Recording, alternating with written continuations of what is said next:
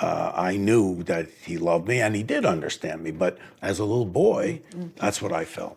Each day I bring you a new story about Hollywood's golden age and the stars who defined it. If you enjoy these videos, a subscribe, like, or comment would mean a great deal. It costs nothing, but the support matters. Thank you for watching. Let's get into the story. On the cold night of December 14th, 2025, Los Angeles didn't just lose a legendary director, it lost a piece of its soul. The city was left shaken, stripped of the quiet belief Rob Reiner had planted in cinema. That kindness still matters, that people can still talk things out, even when they don't see eye to eye. But that very man, the storyteller who taught generations about empathy and heart, was found dead alongside his wife, Michelle Singer Reiner, inside their own home. The scene was horrific, their bodies showing multiple stab wounds, the kind of brutal violence that freezes the mind.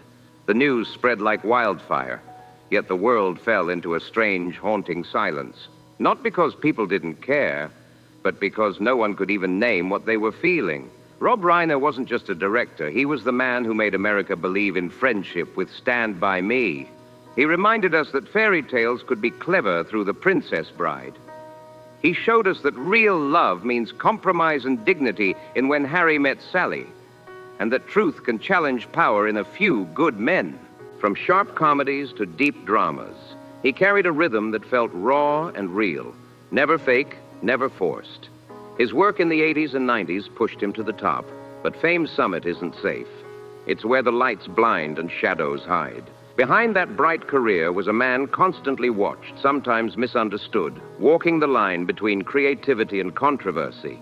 His legacy, warm, daring, and complicated, now cut short in the most shocking way imaginable. So what really shaped Rob Reiner from the very start? Before Rob Reiner became the heart behind Hollywood's most touching stories, before that one dark night shattered everything, no one could have imagined such a violent ending. It forces us to rewind the reel and dig deep into what quietly shaped him from way back, long before fame, long before his name became tied to films that made audiences laugh and cry in the same breath. Because Rob's story didn't start with tragedy. It started in a home overflowing with laughter, arguments, and creativity. He was born in 1947 in the Bronx, New York, into a family where art wasn't just a hobby. It was the air they breathed. His father, Carl Reiner, wasn't some average dad. He was a creative powerhouse who helped shape post-war American television. Carl lived in writers' rooms and experimental stages, always chasing that perfect line, the one that could make people laugh and then think, wait, that's actually deep. Rob grew up surrounded by this rhythm, not the glitz of red carpets, but the grind behind the curtain. He learned early that comedy wasn't just for laughs. It was a clever way to speak hard truths that people might otherwise ignore. But outside that buzzing creative home, things weren't easy. Rob quickly learned he didn't quite fit in anywhere. At school, kids saw him as the showbiz kid, cool enough to notice, but never close enough to truly belong. He wasn't the athlete, wasn't the class leader, just the quiet one on the edge, watching it all unfold. From those sidelines, he picked up something powerful, how people crave attention, how they use charm or pressure to hold it, how little moments of ego and kindness shape who we become. Those early lessons would later bleed into his movies, long before the world ever knew his name. That distance wasn't flashy. What a bar. I mean, what are we, crazy to do another one? It's crazy. The bar is just way too high. But it stuck, a quiet habit of stepping back to study the room instead of rushing in just to be seen. Inside the family, that same instinct pulled him in a tougher direction, like gravity with a mind of its own. Carl Reiner wasn't only a loving dad. He was a giant, sharp-minded and impossible to ignore, the kind of presence that fills a house even when he's not talking. Celebrated on stage and at the dinner table, he cast a long shadow, not cruel, just overwhelming. Rob grew up riding two tracks at once, deep admiration and cautious respect, knowing every move might be measured against the legend at home. To follow art meant constant comparisons. To pick another lane felt like running from his own blood. a no-win setup that pressed him into an early vow. If he was going to tell stories, he'd do it his own way. Less gag-driven, more conversation, less easy laughs, more weight on people, ethics, and real choices that actually cost something. New York in the 50s and 60s was buzzing with conflict and change, and he wasn't pretending not to notice. Those currents were right there, hitting him head on. He kept the warmth of comedy, sure, but he aimed it at truth, not just punchlines. So when he chose UCLA, it wasn't a slick career move. It was him hunting for a language big enough to hold all those contradictions he'd been carrying since he was a kid. Comedy and seriousness, faith in human goodness and the mess of real life. He wanted the whole mix, straight up. Early TV gigs, tiny acting spots, writing rooms, long nights, taught him something simple and tough. If a story is going to matter, it has to stare life in the face and still choose heart. A real storyteller has to live with tension, friction, and straight-up disagreement. And Rob Reiner knew that vibe from day one. He didn't burst in with some star-making role. He slipped in through scattered appearances, just enough to face the camera, but not enough for people to memorize his name. He popped up on The Andy Griffith Show, Batman, and The Beverly Hillbillies. Quick hits that came and went, pushing him to adjust fast and take the humble lane as a young actor without special treatment. On those sets, he learned restraint, how to really listen to the rhythm of someone else's lines, how to fit inside the frame without trying to steal it, a skill that matched his observer mindset perfectly. Cinema came to him carefully, not loud. Enter Laughing, 1967, directed by his father. Cracked the door open while also putting him in a tricky spot, offering a shot while inviting non-stop comparisons. That's opportunity with a side of pressure, and he felt every bit of it. Then came Hall of Anger, 1969.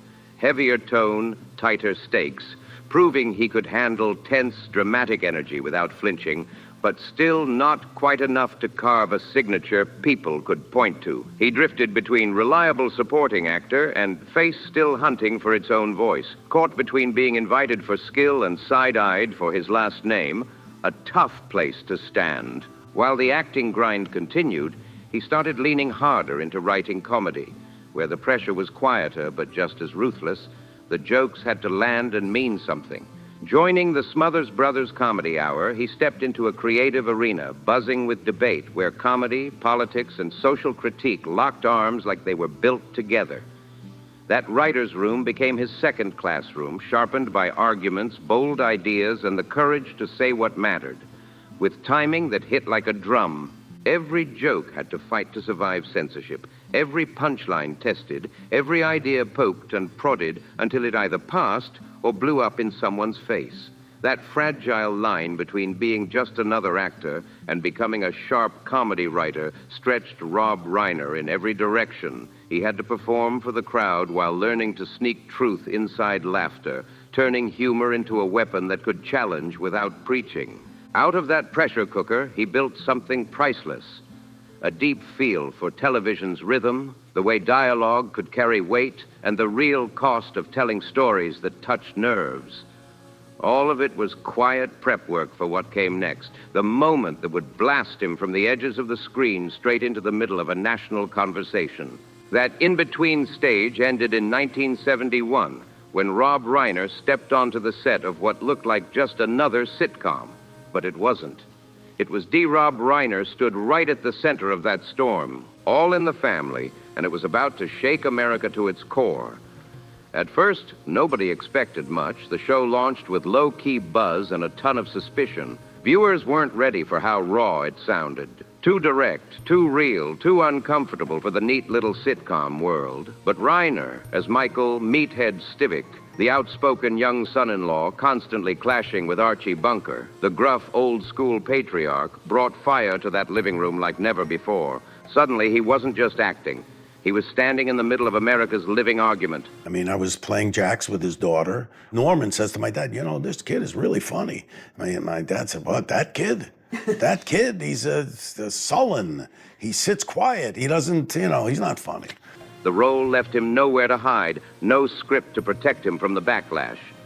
From episode 1, He was caught between generations, the idealistic youth versus the stubborn traditionalist. The arguments were loud, the laughs uneasy, the silence after the punchlines even louder. Michael wasn't perfect, sometimes too preachy, sometimes naive, but that made him real. He represented a generation desperate to name what the country refused to talk about: racism, women's rights, homosexuality, abortion, the Vietnam War, all the taboo topics TV used to tiptoe around. Viewers didn't know how to feel. Some loved it, some were furious. Ratings started slow, networks got nervous, but that discomfort, that's exactly what made people keep watching. The show wasn't just funny. It made America face itself, and All in the Family exploded beyond anyone's expectations. It ruled TV for years, dominating the ratings and locking itself into pop culture history as the defining show of the 1970s. Awards poured in, critics couldn't stop talking about it, and the name Michael Meathead Stivic became permanently fused to Rob Reiner. But behind the bright studio lights, things were far from easy. The tension on set was just as electric as the clashes that played out on screen. Rob Reiner and Carol O'Connor, who brought Archie Bunker to life, didn't butt heads personally, but they did lock horns professionally. O'Connor came from an old-school theater background. He believed in precision, in perfect timing, in rhythm so tight it could snap. Reiner, younger and sharper, came in with fire, always pushing to make the dialogue mean something real, something that reflected what was actually happening in the streets. He questioned lines, tweaked scenes, and pushed for Michael to sound like the voice of youth, full of activism, rebellion, and raw frustration. Script readings? They were anything but calm. Norman Lear, the show's creator, didn't shut the debates down. He lit the match and let it burn. He believed that tension made the show breathe, that the real-life disagreements between Rob and Carol fed the chemistry that made Archie and Michael's battles so unforgettable. And he was right. America couldn't look away. Season after season, Rob hit levels of fame most young actors could only dream of. But behind the applause, he started to feel trapped, boxed in by the same arguments, the same lessons repeated over and over with just a new setup each week. The Meathead label that once made him famous started to weigh on him heavy.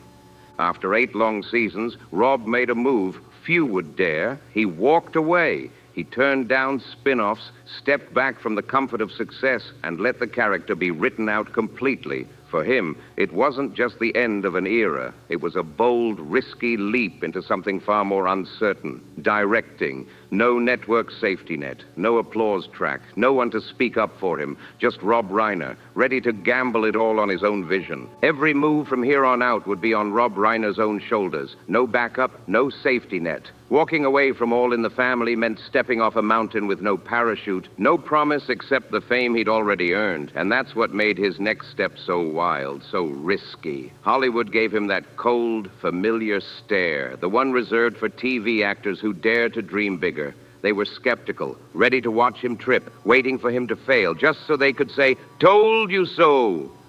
Leaving a hit show to chase something behind the camera wasn't ambition. It was a gamble with everything on the line. If he crashed, he wouldn't just lose momentum. He'd lose his place in the game altogether. Rob knew the stakes, but he also knew what he wanted: control. So he co-founded Castle Rock Entertainment, not to flex power, but to finally own his creative freedom, something he'd been fighting for since those long, tense script meetings on All in the Family. His first big swing, it was anything but safe. In 1984, he dropped This Is Spinal Tap, a film that wasn't even made like a normal movie. It was a full-blown mockumentary, running wild without a solid script, built almost entirely on improvisation. Every scene lived or died on the cast's ability to make chaos look real. Hollywood didn't know what to do with it. It was too strange, too risky, too different. The whole production felt like it could fall apart at any second. No one was even sure if they were making a legit comedy, a long inside joke, or accidentally filming their own downfall. When it hit theaters, the box office numbers tanked. Critics didn't know what to call it, and audiences thought it was a real documentary about a washed-up rock band.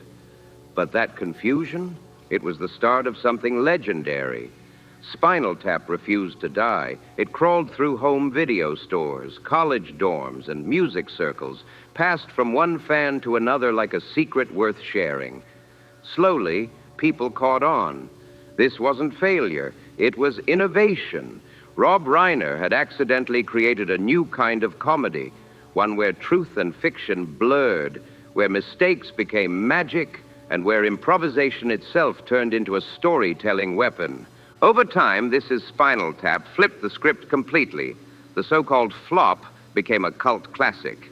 You're looking good, man. Well, I feel pretty good. You're eating healthy, huh? I am. That's great. What about you? Are you eating healthy? Well, yeah, for a starving paparazzi. What started as Rob Reiner's risky experiment turned into the blueprint for the entire mockumentary genre, shaping how both film and TV would tell stories for decades to come. The same movie Hollywood once side-eyed as a mistake ended up being the cornerstone of his directing style. Bold, unpredictable, and way ahead of its time. But after that wild ride, Rob had to prove something else. That he could tell stories that touched hearts, not just twisted formats. So in 1985, he dropped The Sure Thing, a quieter, more grounded film, nothing flashy but perfectly chosen. It was a romantic comedy for young audiences, clean and simple on the surface, but deeply human underneath. Instead of big stunts or chaos, he leaned into rhythm, dialogue, and those small, real moments where two people's worlds crashed together just enough to spark something real. Rob didn't try to flex after Spinal Tap. He stepped back, observed, refined his tone, and showed that he could control emotion without overplaying it. Exactly the kind of discipline Hollywood doubted he had. The Sure Thing wasn't a blockbuster explosion, but it hit the mark, proving he could stand tall in mainstream cinema without losing his soul or narrative identity. And then came 1986, Stand By Me. It wasn't just a film, it was a full-blown emotional gamble. Adapted from a Stephen King story, it ditched the usual horror tricks and went after something far scarier. Growing Up. The plot was simple. 4 boys searching for the body of a missing kid.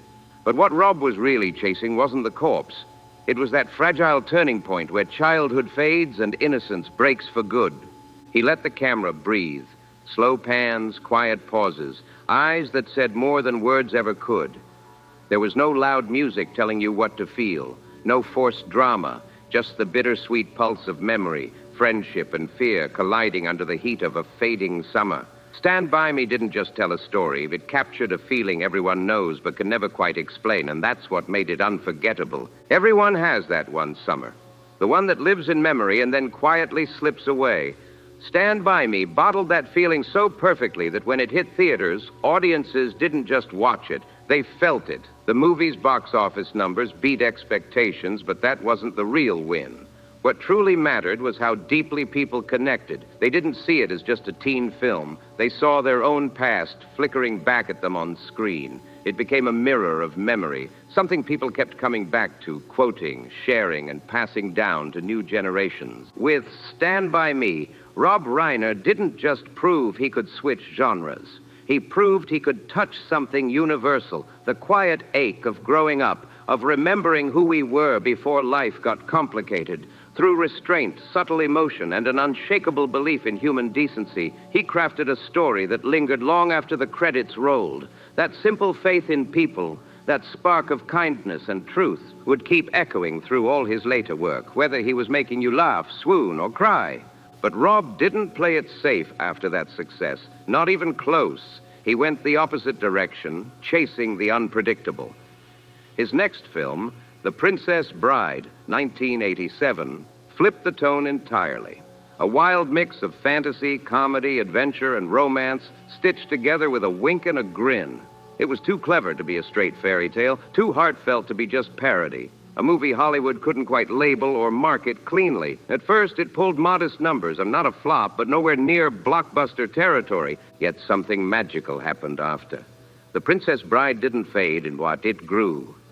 The film slipped into people's hearts and stayed there, spreading slowly through word-of-mouth family movie nights and endless re-watching. Lines from it became inside jokes, love letters, and cultural shorthand, a language of its own. Rob Reiner never tried to force it into greatness. He let it breathe, let it be real. And that unforced honesty, that rare, pure innocence, is exactly what turned The Princess Bride into a timeless legacy, a piece of shared memory the world refused to let go of. Hollywood's still trying to bottle that magic, and mostly missing the mark. 2 years later, Reiner swerved hard with When Harry Met Sally, 1989, ditching fairy tales and childhood vibes to tackle a messier adult question. Can men and women really stay just friends without crossing a line? He treated the rom-com like a surgeon. Razor-sharp dialogue, tight pacing, feelings that stack up slowly instead of blowing up on cue, and timing so clean it felt dangerous in the best way. The movie didn't just hit, it boomed, rewriting the playbook for modern romance while raking in cash. But the run wasn't smooth behind the scenes. That now famous diner moment, the fake orgasm scene, almost got cut over fears about how audiences would react. But keeping it wasn't about shock. It was about honesty. A hilarious beat that exposed real loneliness and made the film feel painfully true. Those choices are why When Harry Met Sally doesn't age out. It keeps getting cited as the gold standard, the one other films quietly study. Just when viewers got cozy with clever banter and big city charm, Reiner yanked the mood into the shadows with Misery, 1990. A wild, unexpected left turn. The film was claustrophobic and relentless. Almost no relief, all pressure. Built on performance and psychological rhythm, letting violence creep in without flashy tricks or loud spectacle. Kathy Bates walked in and walked out with an Academy Award, a win for her, and a flex for a director confident enough to keep the style stripped and the fear airtight. Misery proved Reiner wasn't trapped by one tone. He could summon dread with patience, precision, and ice-cold control. Then came A Few Good Men, 1992, where everything he'd learned snapped into place in the courtroom. A clean stage for power, conscience, and explosive testimony.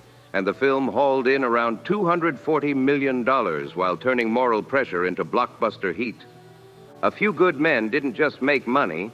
It landed an Oscar nomination for Best Picture and locked Rob Reiner at the very top of his game. At this peak, he didn't need flashy camera tricks or big stylistic moves. He let the moral firepower do the talking. The tension played out through dialogue and structure, every confrontation feeling like a real clash between belief, duty, and power. These weren't just actors trading lines. They were people wrestling with truth, with the weight of doing what's right when it's not easy. Those same themes, conscience, integrity, courage, had been running quietly through Reiner's work from the very start. But even as he hit his stride, whispers started spreading around Hollywood. Critics claiming Reiner was just lucky, that his hits came from great scripts and star-studded casts more than his own direction. Yet film after film, he kept flipping genres like it was nothing, from fairy tales to rom-coms, from psychological horror to courtroom drama, and still nailed it every time. At some point, that kind of success stops looking like luck and starts looking like mastery. What truly tied his work together wasn't the look, it was the feel. He had a rare eye for how people behave, for pacing emotion, for letting tension simmer just enough before it cracked. Dialogue was always his weapon of choice, clean, honest, and human. That's what made him one of the few directors of the early 90s who could jump between genres without losing his voice or the heartbeat of his storytelling. But after A Few Good Men, the ride didn't keep climbing, it split. In 1994, Reiner dropped North, a strange stumble that no one saw coming. What shocked people most wasn't that it was risky. It wasn't. It was a family film, light and harmless on the surface, but the tone felt completely off. Whoa! Oh, is that good? Wow, wow! Like the soul of his earlier work had gone missing. That mismatch hit hard, and the critics came down even harder. North didn't just stumble, it crashed. The film bombed hard at the box office, and critics tore it apart like vultures circling fresh meat. The biggest hit came from Roger Ebert, whose brutal public takedown turned North into a case study of how even Hollywood's most trusted names can fall straight off the pedestal. For Rob Reiner, this wasn't just an artistic misfire. It was a full-blown credibility crisis. Suddenly, the man who once couldn't miss was being dragged under the harsh light of public judgment, his past wins no longer strong enough to cover a bad move. The pressure came fast and heavy, hitting before he could even catch his breath. So in 1995, he came back swinging with The American President, a polished political romance built on smart dialogue and sharp character work, familiar ground where he felt steady. The film hit better. Critics smiled again, audiences tuned in, and Reiner's name began to recover some of its shine. But the comeback wasn't triumphant. It was defensive, a careful repair job instead of a creative explosion. By then, Hollywood itself was changing. Studios had gotten tighter with control, second-guessing directors who once called their own shots. The trust Reiner had built during his golden years started to erode. Every new project came with more conditions, less freedom, and a constant reminder to not mess up again. It wasn't a collapse, but a slow squeeze, draining the spark that once made his storytelling fearless. That unease seeped into his rhythm. The spark dimmed, replaced by cautious steps instead of bold leaps. Where he'd once been the voice guiding the scene, he now found himself being guided, watched, questioned, and sometimes doubted by the same system that had once crowned him. Hollywood doesn't forgive easily, especially when your name was once at the top, and Reiner felt that chill closing in. But he didn't back down. Instead of fading quietly, Rob chose confrontation. He stepped into the growing storm of social media politics, not as a filmmaker hiding behind characters, but as himself, a man with opinions, history, and scars from every battle he'd fought on screen and off. It was a whole new kind of spotlight. No script, no camera, no edits to soften the blow. The same instincts that fueled his sharp, debate-heavy storytelling in All in the Family came roaring back. Only this time there was no Archie Bunker to argue with, no fictional buffer. Every word he said landed in real life, unfiltered and ready to ignite the next firestorm. Rob Reiner's fiery opposition to res publicans didn't shock anyone. He'd been open about his politics for decades. He'd long stood with progressive causes, campaigned for Hillary Clinton, backed Joe Biden, and carried that belief that speaking up wasn't optional. It was a duty, but what threw people off wasn't what he said. It was how fiercely he said it. The tweets came rapid fire, interviews got sharper, and the calm, reflective filmmaker the world once knew was replaced by a man who sounded like he was always ready for a verbal brawl. To some, this was bravery, a Hollywood veteran standing up when it mattered most. But to others, even fans who'd loved Stand By Me or A Few Good Men, it started to feel like Rob had lost the quiet grace that once made his voice so powerful. The balance was gone. Everything felt like an argument turned up to full volume. Then came the shockwave, when Reiner publicly called on Joe Biden to drop out of the 2024 race. This time, he wasn't clashing with his usual political rivals. He was going head-to-head with his own side. Suddenly, the man who'd spent years fighting against the right was now being blasted by his own base. What some saw as honest concern, others read as betrayal. A move that threatened unity at a time when Democrats were already walking on thin ice. Media coverage exploded, but the focus shifted fast. It wasn't about whether Rob had a point. It became about his role, his tone, his reach. Reporters framed it like Reiner wasn't just giving an opinion. He was trying to steer the ship himself, claiming the right to decide where an entire movement should go. In a single moment, the director who once told stories about empathy and understanding found himself standing in the middle of a storm he could no longer direct, with no script, no edits, and no pause between his convictions and the chaos they caused. The image of Rob Reiner as the thoughtful artist who thrived on open debate started slipping into something far more divisive. Suddenly, people weren't seeing the filmmaker behind Stand By Me. They were seeing a loud political figure whose every word sparked controversy. Accusations of hypocrisy came flying fast. Critics pointing out that a wealthy Hollywood director preaching morality from comfort was an easy target. The conversation stopped being about what he was saying and turned into who was saying it. And that hit deep. It cut even harder because Reiner had built his whole artistic reputation on humanism, decency, and fairness. Those were his trademarks, the foundation of his legacy. So when people began questioning his consistency, the image of the conscientious storyteller started to wobble. And once that seed of doubt was planted, it grew fast. Every post, every comment, every public moment, no matter how honest or well-intentioned, was suddenly met with suspicion.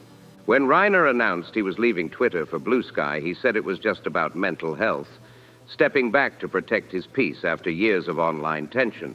But in today's polarized world, even that couldn't be seen as personal anymore. To his supporters, it showed exhaustion, proof that he'd spent too long living in constant conflict and was finally burnt out. But to his critics, it looked like retreat, a man ducking out when the backlash got too heavy. From that moment on, every move he made, speaking up or staying silent, showing up or stepping away, was read like a political chess move.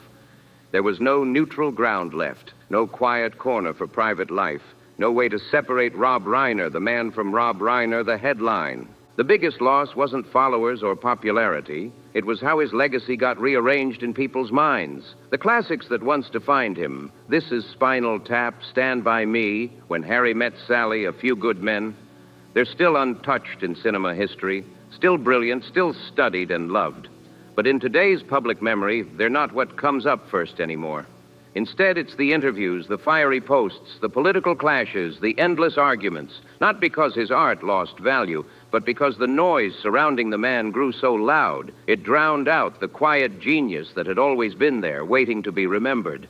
It was in this charged atmosphere that Rob Reiner decided to take an even bolder step, one that moved beyond political debate and straight into one of America's deepest historical scars, the assassination of President John F. Kennedy. For Reiner, this wasn't some casual fascination or late-night theory dive. It was personal conviction. For years, he had questioned the official Warren Commission findings, refusing to accept the tidy story of a lone gunman. To him, that conclusion wasn't justice. It was a political trade-off, a way for the government to choose calm over truth. And compromise like that, Reiner had never been able to stomach it. Not in television, not in film, and definitely not in history. But he didn't stop at asking questions. He dug in. He helped produce and promote the investigative podcast series, Who Killed JFK, teaming up with journalists and researchers to reopen one of the most controversial mysteries in American history. Together, they picked apart ballistic inconsistencies, revisited forgotten witness statements, and analyzed declassified documents that had been trickling out in fragments for decades. Reiner wasn't claiming to be a historian. He was doing what he's always done best, telling a story, connecting the dots others ignored, and pulling audiences into the search for meaning. In this space, the line between filmmaker and activist started to blur almost completely. To supporters, Reiner was one of the few people with the guts and the platform to keep pushing for transparency, to remind the country that truth doesn't have an expiration date. They saw persistence, courage, and integrity in a man who refused to look away from unanswered questions. But to critics, it was something else entirely. They lumped him in with conspiracy theorists, accusing him of using celebrity power to stir public distrust and feed paranoia. They painted him as part of the noise he once tried to rise above. Reiner didn't flinch at the accusations.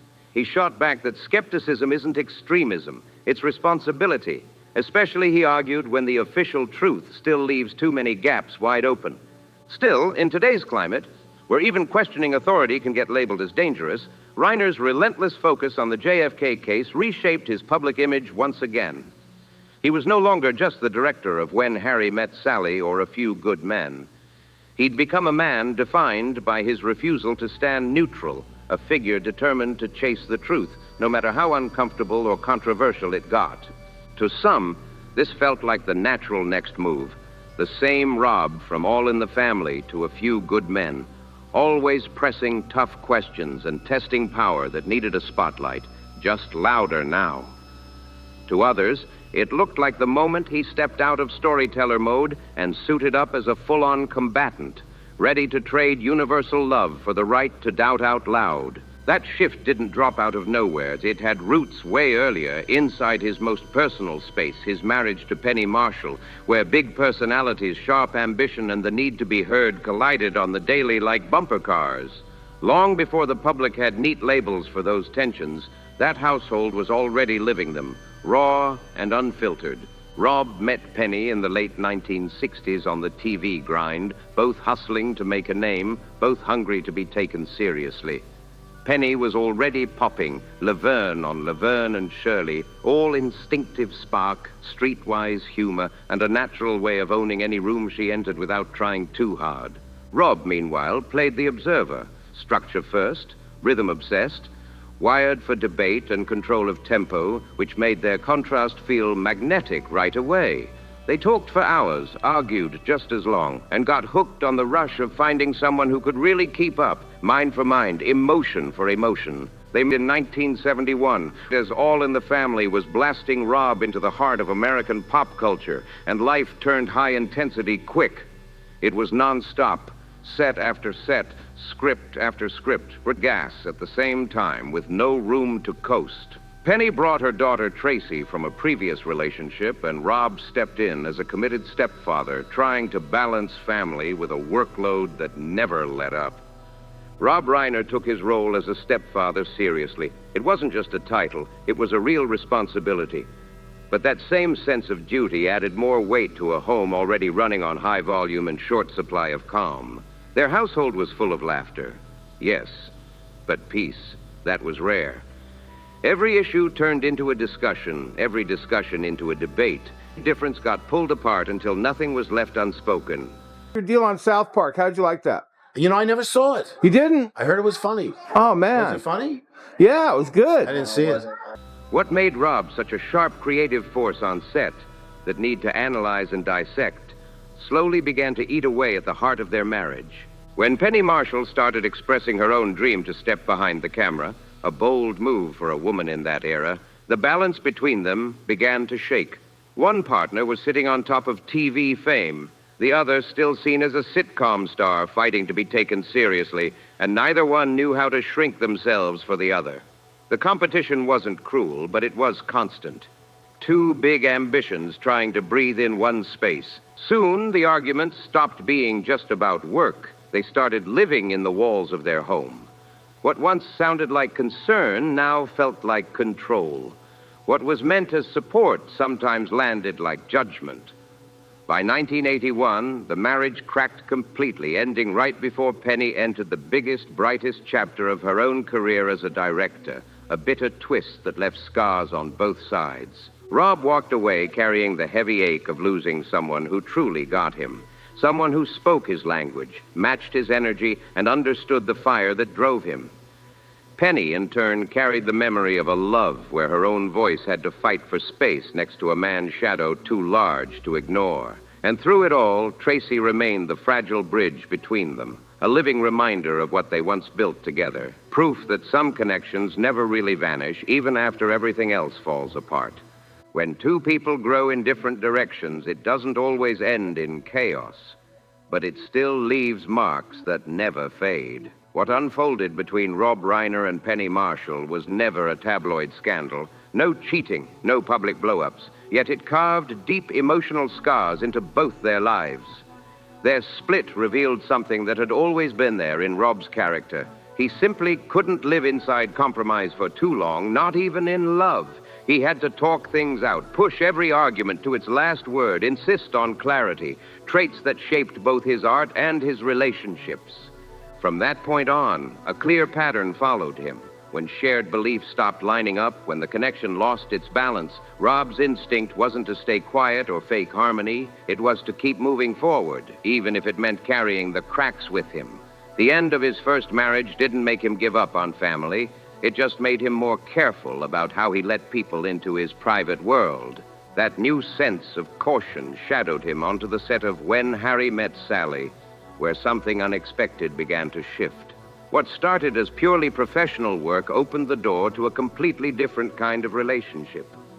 one that carried stillness instead of conflict. That's when Michelle Singer entered his life. Not as a celebrity, not as a creative rival, but as a photographer, someone who preferred to stay behind the lens, capturing moments instead of commanding them. Michelle worked differently, quiet, steady, deliberate, respecting space instead of filling it with noise. Her calm energy created a rhythm Rob hadn't felt in years, especially after decades spent on film sets charged with debate, deadlines, and pressure. She didn't challenge him through confrontation. She understood him through observation.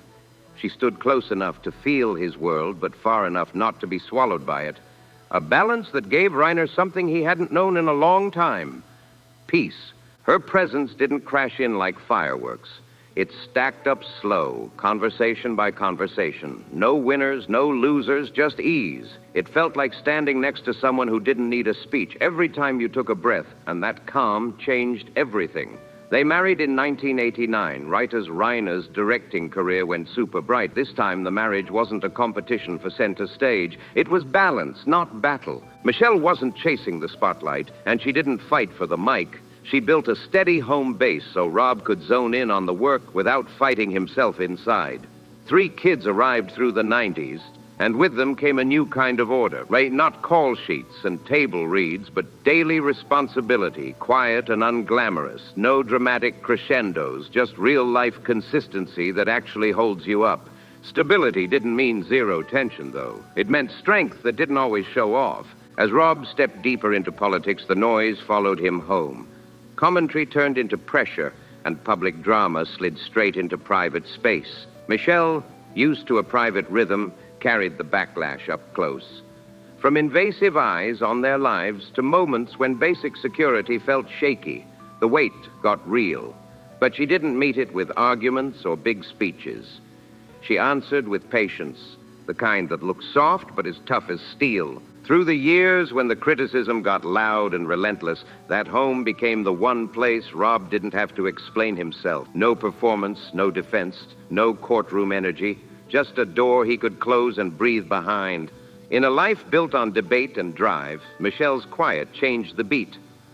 And somehow, that silence spoke the loudest. Even as the cost of it all fell on Michelle, who slowly stepped back from public view, something powerful took shape inside that marriage. Rob Reiner learned that not every fight needs a winner. With her, he discovered how to live alongside conflict instead of trying to crush it completely. Michelle never asked him to stay quiet, never pushed him to fight harder. She simply built a shield around their home so the chaos outside couldn't swallow the family whole. Their love evolved into something steadier, less fiery but far stronger, grounded in acceptance, not in answers. While Rob's public image became tangled in controversy after controversy, his marriage stood as the quiet counterweight, keeping him anchored when the spotlight turned harsh. Michelle didn't soften him in the eyes of the world. She just kept him from breaking when the noise got too loud. Behind the closed doors of their home, she maintained a rhythm that gave him peace, a sense of grounding no audience could see. That private balance didn't pull Rob away from public life. If anything, it did the opposite. As 2025 rolled in, he seemed to speak up more, not less, appearing in interviews, documentaries, and public forums with a boldness that felt stripped of fear. By his late 70s, Reiner wasn't trying to make everyone agree anymore. He was hunting for clarity, not consensus. His political fire still burned bright. From new online platforms after leaving Twitter to producing projects digging into the transparency of power, the unfinished chapters of history, and his relentless push to get more JFK files declassified. The man who once shaped America's emotional language through film was now turning that same focus toward truth itself, unfiltered, uncomfortable, and raw. But the air around him carried tension, the kind that comes when intellect meets exhaustion. He sounded sharper, more direct, but also older, weathered, like someone who'd been arguing his whole life and finally stopped trying to convince anyone, just trying to be understood. It felt like he was pouring whatever strength he had left into saying the things he believed couldn't wait anymore. He kept working, circling projects still taking shape, jumping into debates, showing up in public with a tone that didn't mellow with age, not even a little. Home became the steady axis, the one place where outside fights weren't allowed to swallow the whole day, a boundary line guarded with care. Michelle kept the beat calm, the kids stayed close, but the mood of the times pressed on everything. Not raw fear, just a constant weight that made each day feel heavier than the last. Then came the night, December 14th, 2025, when the quiet in Brentwood broke under the rush of sirens and flashing lights. LAPD rolled out after a call for medical help, stepped inside, and found Rob Reiner and Michelle Singer Reiner deceased. A scene locked down in minutes as officers realized this wasn't anything natural. Initial details pointed to severe trauma, and investigators moved fast, treating the house like the center of a storm. A homicide investigation launched on the spot, but official words stayed tight and careful. Nothing reckless, nothing extra.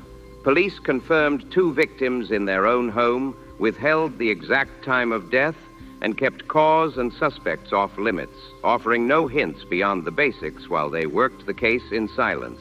The news hit America like a shockwave. Every major outlet broke the story almost at the same time, their tone careful, quiet, and visibly shaken. Journalists struggled to stay detached.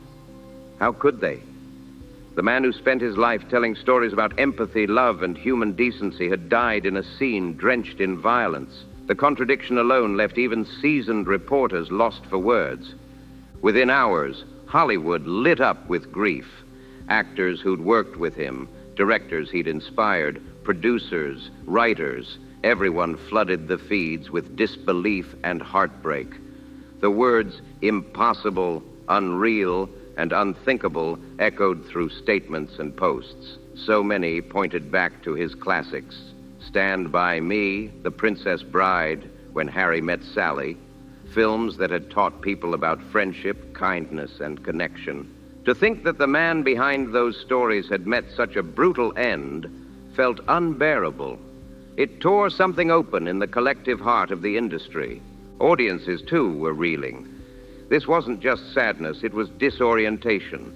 Nobody was ready to face that kind of ending for someone who'd built his legacy around hope. And while grief spread, rumors began to rise fast, whispers turning into theories. Some pointed to personal motives, others to the heated political storms that had surrounded Reiner in his later years. Online threads spun everything from domestic tragedy to dark conspiracies, each trying to make sense of the senseless.